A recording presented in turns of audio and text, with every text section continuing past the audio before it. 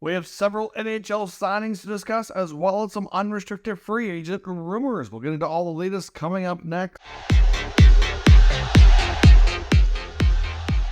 So welcome back to another video here at Top Shelf Hockey. As I mentioned, we have a ton of signings to discuss and some rumors around where some unrestricted free agents might be heading. But first, the biggest signing of the day so far is New Jersey coming to terms on a mega 8-year deal for pending RFA Timo Meyer. Of course, we know Meier was acquired at the NHL trade deadline.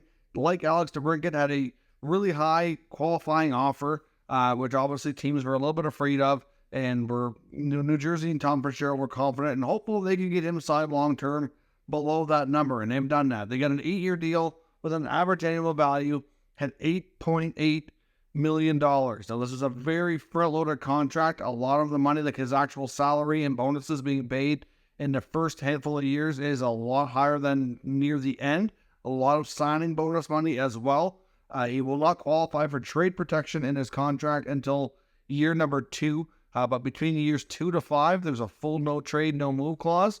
And in the final 3 years, years 6 through 8, he has a modified no trade with a 15-team no trade list. So obviously, Timo Meyer is well worth this money, I have no doubt. He did struggle, I think, fair to say, to fit in and with the Devils after the acquisition, but it does take time and to get acclimated with your new team and to find the chemistry with your new line mates. But certainly, fellow countryman and good friend with Nico Hischier made it clear he really liked the idea of being in New Jersey and wanted to stay long term. So I think most were confident they would get this deal done. The Devils had permission to speak to Meier at the deadline or prior to when they were making this deal, and they didn't get it done then, but they felt confident and comfortable enough based on how those discussions went that it wasn't going to be an issue, that they were able to leave it until the summertime. So here we are, Timo Meyer signed for 8 years. That team in New Jersey is going to be stacked. You got Meier long-term now. You've added Tyler Toffoli. They just got Jesper Bratt signed to an 8-year deal. This top 6 and the top 9 in New Jersey, they're going to be a scary, strong team. I'd be curious to see if they do any other moves between the pipes, or if they're going to stick with the 2 younger goaltenders of Vanecek and Schmid. They also have Nico Dawes coming up through the ranks as well, so be curious on how they go about that. We don't get the impression here that Tom Fitzgerald is necessarily done making moves in New Jersey. Be curious to see what else they do. So we'll see. A couple of signings with the Toronto Maple Leafs. They've agreed to terms with David Kampf on a 4-year deal with an average annual value at $2.4 million. This one I was a little bit surprised by. I'm not completely shocked that they wanted to keep David Kampf and that they came to terms to do so. I am a little bit surprised on the term and the dollars, both. David Kampf is a really good fourth-line center, a really hard worker, does the digging, does a lot of the things, block shots, can work on the penalty kill. He doesn't really give you much of anything offensively. Like, he's about a 20-point guy, 25 points, 7-8 goals. Like, he really is your prototypical fourth-line, really hard-working guy. There's lots to like about his game. Lots to like. He's like a player that a lot of coaches would like to have. They always know what they're going to get, always works hard, does a lot of the nitty-gritty stuff that a lot of the skilled players don't necessarily do. So you definitely like to keep him around. But this is a substantial raise over what he made last year. Basically, the amount that the cap was going up, they gave that money to David Kampf. So it's about $1 million raise over his last contract. And to me, that's just a massive overpayment. But don't get me wrong, I'm not crapping on the player here. I really like Kampf. I would think most teams would love to have him as their 4C. But not at this dollar figure, and for 4 years. Like, this is the mistakes that Jim Benning made in Vancouver, overpaying bottom 6 guys and giving them too much term, too much money. Now, I don't think Kampf is going to be a terrible player. I don't think the Leafs are going to highly regret this. I just think that the allocation of the money could be better dispersed, because they get some big deals to do here for guys like Matthews and Nylander and some other big decisions. So, I don't know. I like the player. I like the fact for them that he's staying. I just don't know. I think it's too much. That's my opinion. Now, they have also signed Pontus Holmberg. He's another forward for 2 years at $800,000. And a lot of people made the comment to say, don't you think that the contract, like Pontus Holmberg could have been a replacement for David Kampf? Possibly. Similar type player. But obviously Holmberg made some good progress last year. We'll see if he gets a regular spot or not. I know the Leafs are looking at doing a variety of things according to NHL insiders. I have no problem with the Holmberg contract at all. That can be completely buried in the minors if need be. I just think the Kampf one is a little bit too much there. The Calgary Flames have come to terms with pending RFA forward Jaeger Sharangovich, who they acquired from New Jersey in a Tyler Dufour trade. He gets a 2-year contract extension at $3.1 million.